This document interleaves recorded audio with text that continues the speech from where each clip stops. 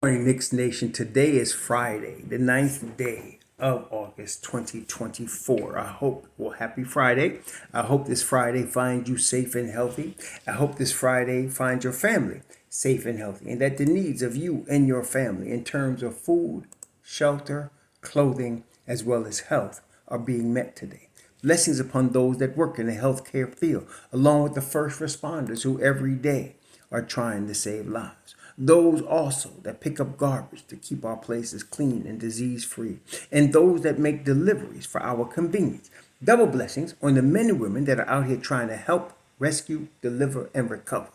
Teenagers and children that are the victims of child molestation and pedophilia.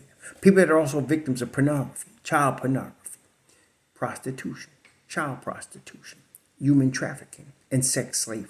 Double curses on the perpetrators, the profiteers, and the perverts that combine to make the demands for this heinous industries.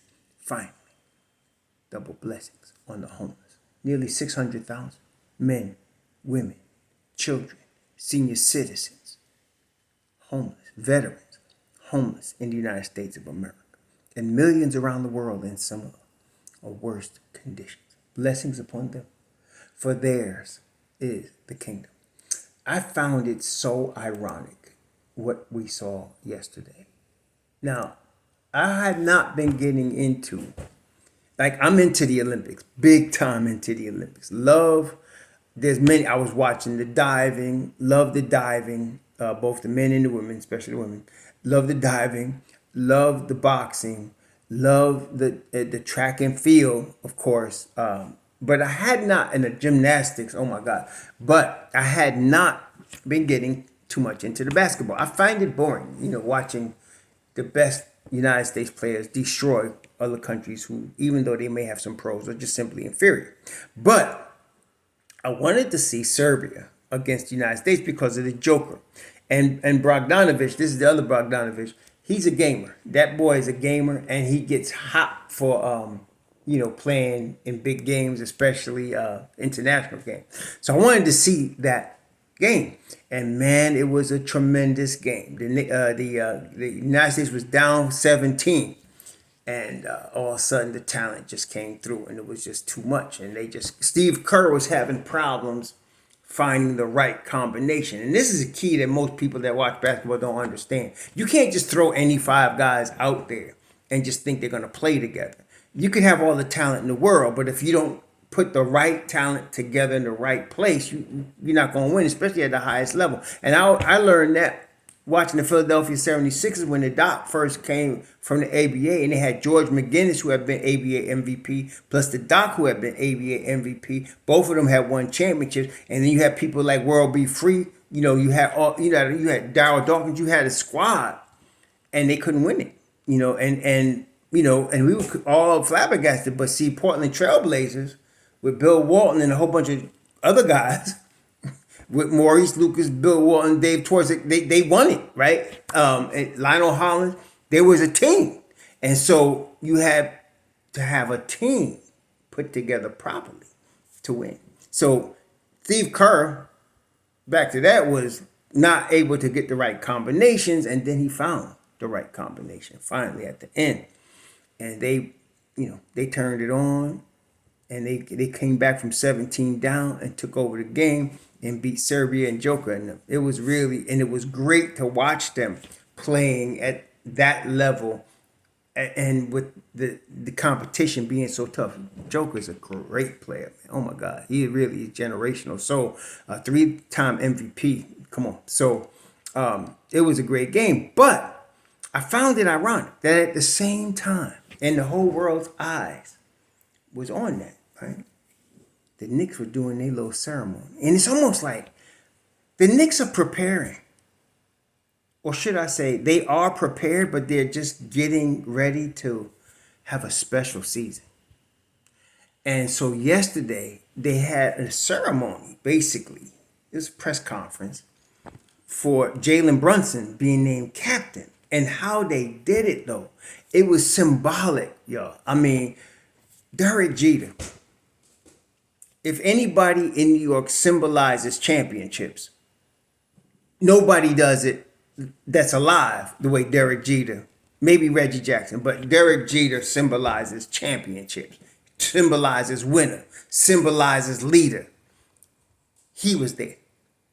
Patrick Ewing was there and spoke. And of course, the whole brass was there, led by James Dolan. Then you had the Don. You had Tibbs there. Worldwide West was there. You had everybody there. And it was symbolic, but it's more to this. We've been pining for a point guard in New York for a long time. I mean, really, since we lost Mark Jackson, right? I mean, you had Rod Strickland, Mark Jackson. The Knicks messed up and traded both of them. And prior to that, the championship guard was Clyde Frazier. So we've been looking for a point guard. And it's interesting because in New York, from the street ball, it's a place that's like a point guard factory. But you could not get the point guard to win type point guard. You got a Stephon Marbury who can do the assists, who can get the 20 points a game. But that's not necessarily translating into championships. See? Especially on the defensive end, you couldn't do that. You can get a whole bunch of dish and switch guys, which is why a lot of people are going crazy over this rookie from Marquette. But that ain't winning you championships. Okay?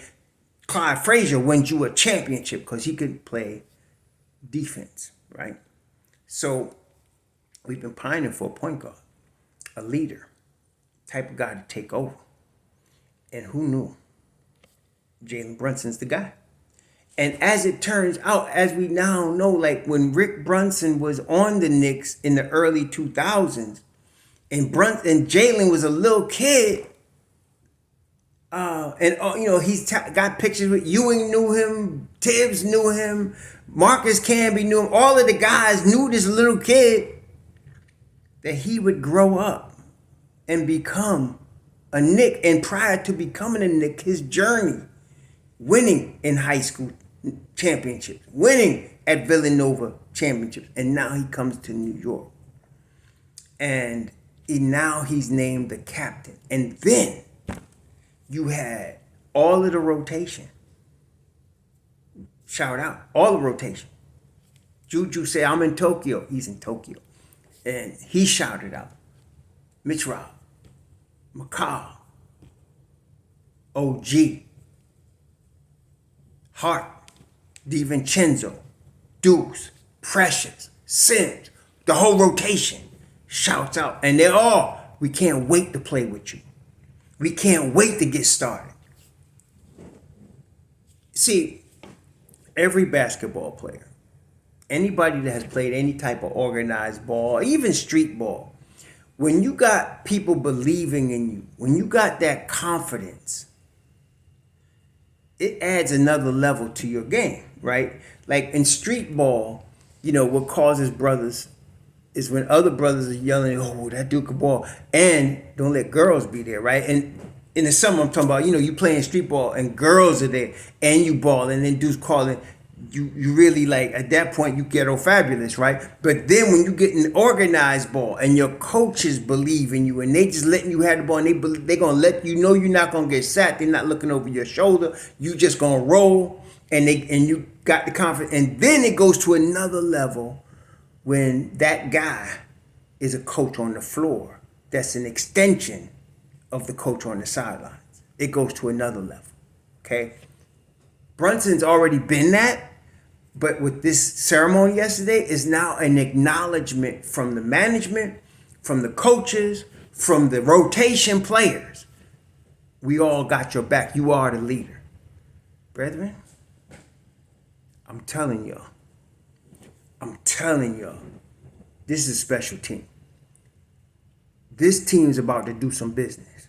And while the whole world, as it should be, watching LeBron at age 39, I mean, I'm still flabbergasted. I've never seen, the only guy I see play at that level, at that age, was Wilt Chamberlain. Wilt Chamberlain, and I don't think Wilt Chamberlain played at 39, but he could have. Wilt Chamberlain really could have played pro ball until he was 50. He really could. But his last few years in the NBA, and I think after he left the NBA, he went into pro volleyball. So he was an athlete, and I think his last few years, like the championship they won in LA before the Knicks beat him the next year, he was still averaging like 20 rebounds a game. And yeah, but that's the last guy I have seen at that age play at that level. Okay, I know I'm gonna get the LeBron haters coming out. Some of y'all need to get therapy. You gotta acknowledge a great player. Like some knucklehead was coming and talking about Luka Doncic is overrated. I was like, you know what? We don't need to even have any more discussion. I'm not gonna waste time discussing somebody that don't recognize prodigious talent when he sees it. Idiots like that come back after the dude retires. Say, you know, he was a great player. You know, yeah, right. Okay. So the LeBron haters, y'all can stay off. But the dude's a great player. Okay, he is. You could argue, you know, who's better than him. And somebody else come, who's better? This guy. I don't get into these 50 years ago to today comparisons. I ain't here for that. I'm here for the Knicks and the Knicks now. Okay? But LeBron is a great player. And not only that, part of his greatness is at age 39. He's just not just contributing. Like yesterday, when you watched it, he wasn't just contributing. He was carrying the team at certain levels. So the world should be watching that. You're not going to see. You don't see dudes do that at age 39. You just don't see it. That's so freaking weird. Like the last time I seen it, like I said, I was a little boy watching Wilt Chamberlain and not realizing what I was seeing then because I was a little boy, 8, 9, 10 years old, watching this dude perform. He was just a great player, even though he was late in his career. But here, you know, I appreciate what I'm watching when I see 39-year-old LeBron James with gray in his beard. Killing. He had triple-double yesterday. Killing. And everything was needed. The rebounds, the shots, everything. There were points when Kevin Durant didn't want the ball. LeBron took it. So anyway, while the world was properly watching that, the Knicks were doing their ceremony, getting prepared for their championship run. That's what we saw yesterday. The Knicks were confirming their championship run. And what did James Dolan has unmatched support. He given support to us on an unmatched level, is the way Brunson put it. And then, of course, Tibbs. Everybody was there, y'all. And Ewing being there. And Derek Jeter being there.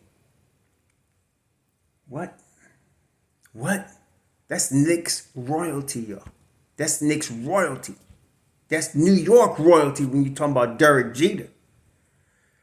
So, yeah. It's on, and then they gave somebody. The Knicks were giving him Brunson a check for his nonprofit foundation, and he said, "Now we're going to present a check to you." And Jalen Brunson says, "The 113 million," because that's what everybody keeps talking about. The 113 million he left on the table, and he said something very apropos.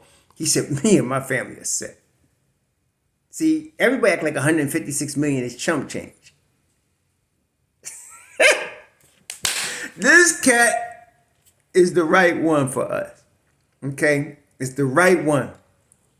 So, Juju, Mitch Rob, McCall, OG, all of them, Devo, Hart, Dukes, Precious, and Sims, they all was there. They all showed up to say, yes, and we can't wait to ball with you. We can't wait to get this season started. It's going to be on, y'all. It's going to be on. We should be excited. That's why all of us in Knicks Nation are feeling something right now. I'm seeing it in the comments. And people, you know, they don't know what to do with themselves because there's really nothing else to do. I'm talking about the clickbait trade idiots. I'm talking about people that really know what we got. I'm seeing it in the comments. People's like, yeah, everybody don't know what to do. We're just so excited waiting on pins and needles for training camp this year. It's for real.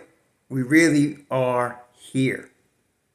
And the Knicks are a top 3 team in the East. And no, we ain't worried about nobody. By the way, I have to give props, though, to Joel Embiid. I mean, he was also balling yesterday. He was basically abusing the Joker. And, man, he was part of the run that brought the USA back. Got to give him props. There was the stretch where they were coming from 17 down to come back and take the lead. It was Stephen Curry and Embiid that was really, as you would expect of Stephen Curry. But Embiid, that's Stephen Curry's another guy, 36. It's ridiculous, man. So shout out to the USA, that Team USA doing their thing against Serbia. Now they got to play France in them. Apparently, Wembanyama is starting to show himself. So it's going to be on. The French croissants. We got to play against the French croissants.